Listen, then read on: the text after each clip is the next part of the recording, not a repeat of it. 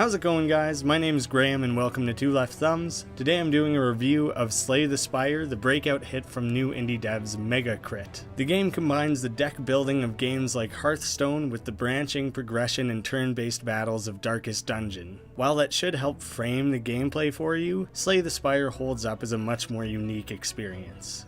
In recent years, myself and many others have been swept up in the roguelike craze. From the pioneering Binding of Isaac to the new and fresh Dead Cells, there's a fervor for games with randomly generated runs that can be lost at the drop of a hat. And personally, they've become some of my favorite gaming experiences. The basic gameplay of Slay the Spire is pretty straightforward, but with its randomized content, you'll find it hard to put down, playing dozens, if not hundreds of runs to uncover new secrets and experimental deck builds.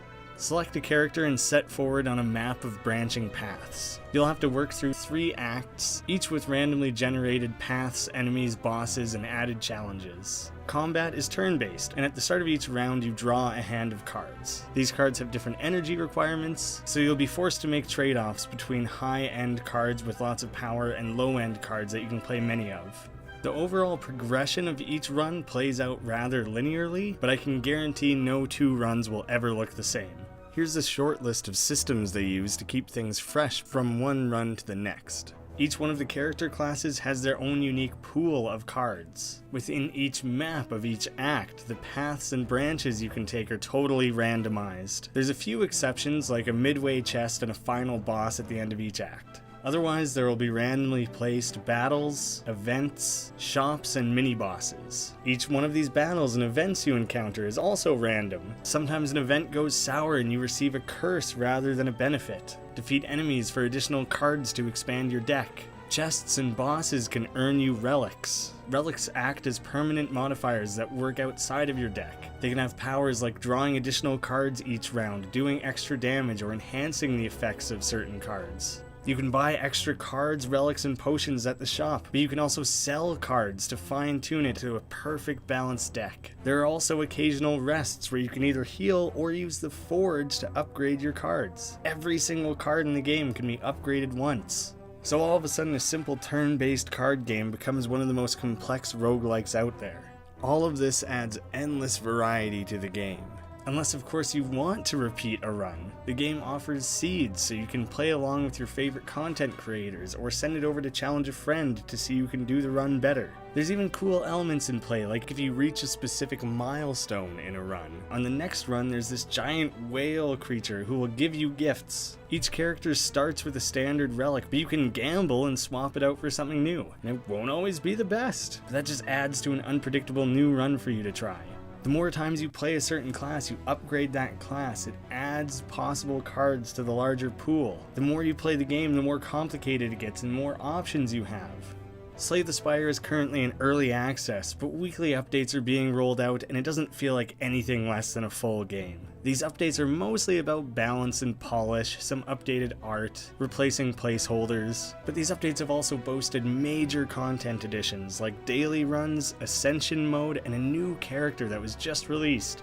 To give you guys a better understanding of the different playstyles available, I want to break down the 3 available character classes. The game currently offers the Ironclad, the Silent, and the Defect. Mega Crit have stated that they don't plan to add any more classes before the full 1.0 release beyond early access. The plan is to continue to add to the game beyond that, and we will be seeing more character classes then. As I touched on before, each class is a totally unique set of cards, all with dramatically different playstyles. The Ironclad is a basic brawler with a deck built around dishing out savage attacks. He also has this awesome set of cards that lets him draw demonic energies in for additional power. He has the simplest playstyle overall, but know that none of these characters are considered especially easy. It's a nice entry point, but don't expect it to be a cakewalk. The Silent is built around rogue, thief, fantasy archetypes. She's much more reliant on blocking, but a huge part of her deck is poison cards. So while each character offers several different playstyles and deck builds, my personal favorite way to play the Silent is to build up as much poison damage as possible. You'll have to fortify your defenses and let your toxins do most of the work.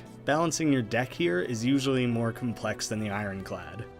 And the brand new addition is the robotic automaton, the Defect. He's not just a robot, he's a robot wizard. In case you need to somehow sell you on that further, the character plays dramatically different than the first two, and was largely designed to keep things fresh for superfans who have completed loads of runs with the other characters. The Defect isn't just about having a strong deck, it's about conjuring and evoking these orbs. It's a complicated juggling act, but when used properly, the orbs can aid and enhance your abilities. This definitely feels like the most difficult character. The Defect is quite fragile, and a lot of the playstyle relies on a more passive approach. That's one of the awesome things about this game, is you really need to learn the intricacies of each class. If you try and play a balls-to-the-wall style for the Defect, you're gonna get your ass kicked. I recommend if you sit down to play the game for yourself, probably play the characters in order from Ironclad to the Silent to the Defect. I think if you jump straight to the opposite end of the spectrum, you're going to miss out on some fundamentals of managing your deck.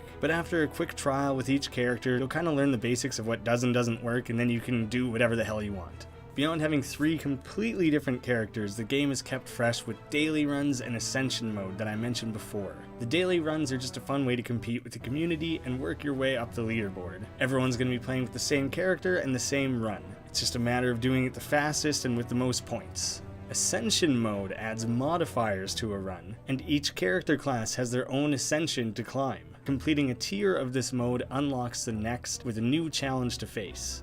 I think this leans really well into the overall design philosophy of Slay the Spire. The game isn't just about randomization for the sake of being random, the game is all about adapting. And Ascension mode really encourages new strategies and deck builds to overcome these challenges. You may have found your favorite way to play the Ironclad in the standard mode, but now you're gonna have to switch things up if you want to do Ascension. In a recent interview with PC gamer MegaCrit revealed that they've been balancing the game to keep the win percentage of players relatively low.